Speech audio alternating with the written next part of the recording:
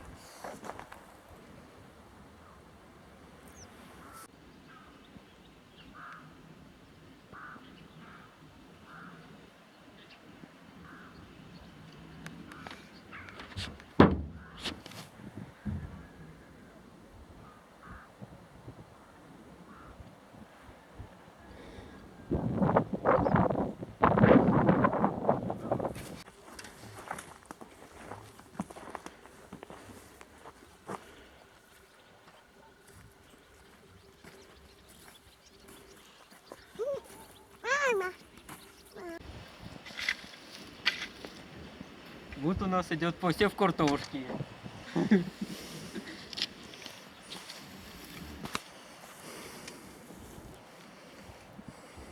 сажаются, а я собираю уже.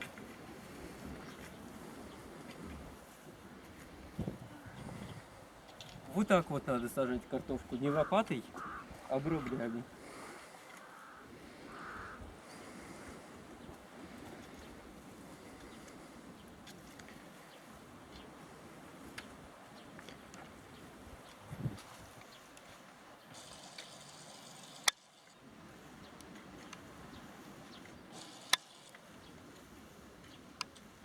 Машка, ты уже устроился, что ли, туда?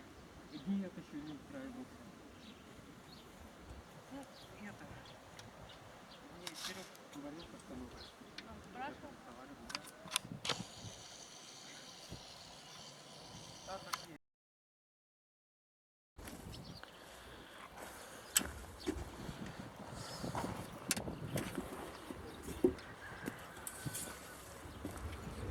Чуть далеко. А иди. Что тут спрашивать?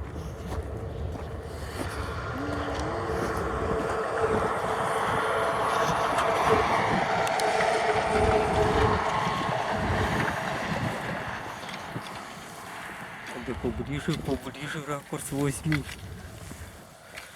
Беру. Вот, и не надо трактора.